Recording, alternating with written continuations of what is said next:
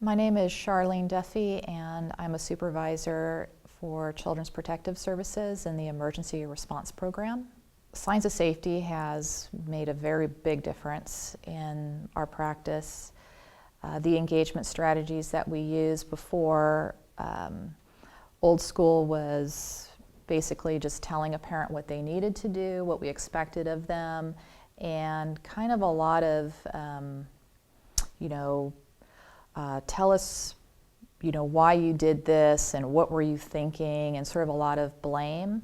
Whereas with Signs of Safety, it's this great engagement process where we're also highlighting what's working well for the family. We're looking at what their strengths are, the behaviors and actions that they take to keep their children safe, focusing on that and assessing their abilities to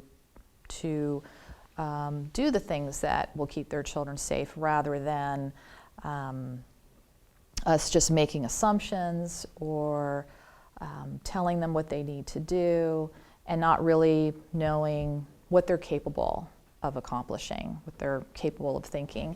And then I think one of the most powerful things about Signs of Safety is that we're having the parent do the work. It's not us formulating a plan and saying, this is what you need to do. It's them telling us what they're going to do, and them really thinking about the things that they can do, the actions, the behaviors that they can take to keep their children safe, and doing the work. And because they're doing the work and doing the thinking, then we're able to assess whether they can, whether they have those protective capacities. So that's been, I think, the biggest shift. And sometimes I think it's just such a different way of thinking for us as social workers that at first it almost seems like it's more work. It kind of takes a little bit of extra time, but it's really just a very respectful, engaging approach. And at times it's easy to kind of slip into the old way to kind of just move things through quickly. But I really see that when I revert back to the old process, that I kind of see the parent sort of, or child kind of close up, and they're not really there anymore, and they're not really engaged, and therefore if it's not something that they're buying into, you're just not really going to get any movement. Every time I do Signs of Safety, I do a mapping with a family or 3 houses with a child, I learn something different, because it's definitely not a linear process. It's a very fluid process, and you kind of move through it. It's sort of like this very elaborate quilt, and maybe you're working on a flower here, and then you kind of find that you need to move over to another section. But something that's really very cool about it is that our old practice is you tell a parent, hey, this event happened, like this domestic violence happened, and the parent says, that didn't happen at all. And then you would feel like, okay, I need to stop here. This parent's in denial, we can't move forward. But with Signs of Safety, what I've found out is that I can still go through the whole Signs of Safety. I can get to safety planning with that parent. And I had an example. I had a parent who got into a situation where the mother came over with a box cutter, cut him up, his girlfriend. It was pretty bad. We weren't sure if the child was there or not. And when I went to do Signs of Safety mapping with him and do a safety plan, he was in total denial. It didn't happen. And so I just started kind of going through the process, did the scaling questions and everything. And what I found is Signs of Safety did not get in the way of us having a safety plan. And in fact, he was still telling me everything that I needed to hear from him. He was telling me, I have an anger management problem, Mom has an anger management problem, this is what we need to do. These are the actions, behaviors that we need to take. And he was telling me everything that I would want a parent to tell me. He was telling me everything that I would have told him that I would have wanted. So that was really a great insight for me to see. And that's just one of many.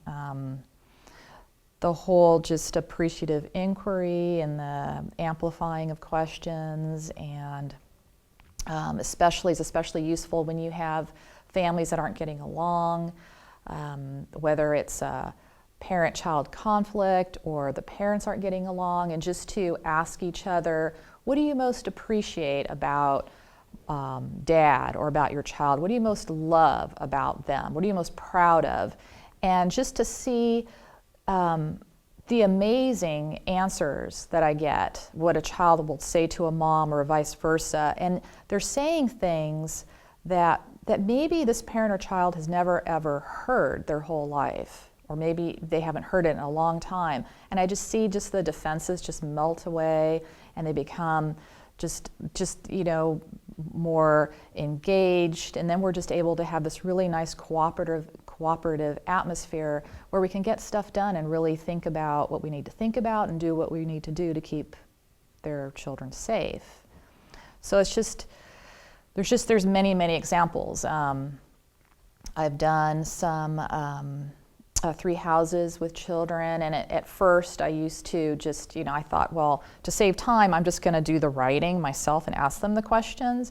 And then I had a 10-year-old child, and I decided, you know what, I'm just going to I gave her a choice, and she said she wanted to do it, and I let her do it. And I was really amazed because I got more information out of this child from this child doing it herself rather than me writing it for her and asking her questions.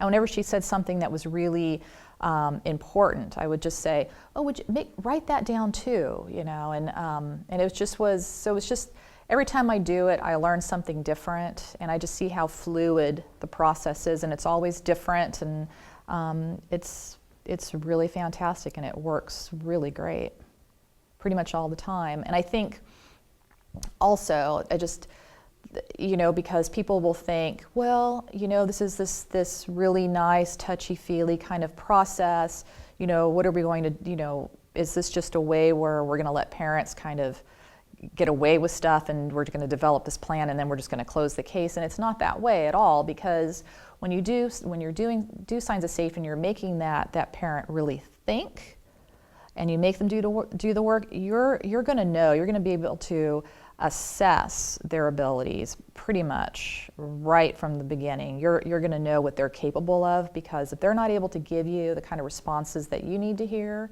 then you have a problem. So it really works both ways. It's very well-rounded. The challenges that I've faced in using the new strategies is time.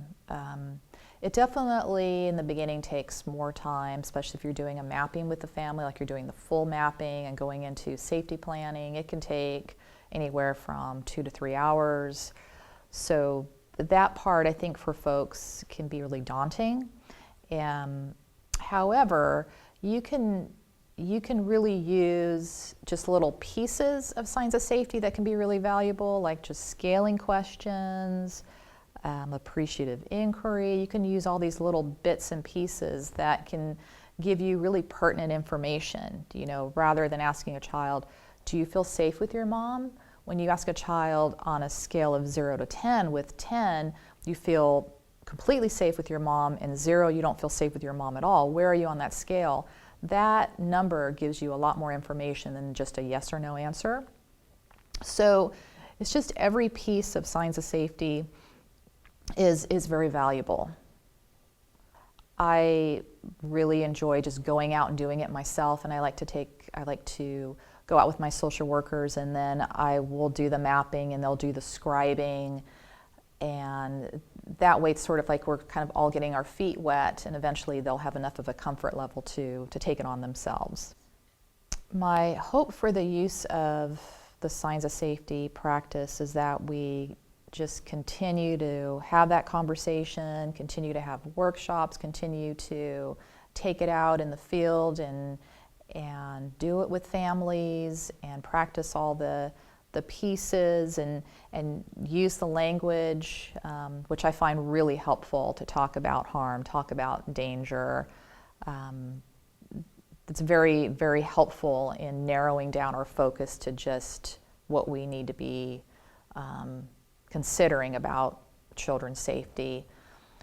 So I hope that we just continue with the practice and get more comfortable and get to a place where it's just really our culture shifts in that way, and we're just thinking and talking signs of safety all the time.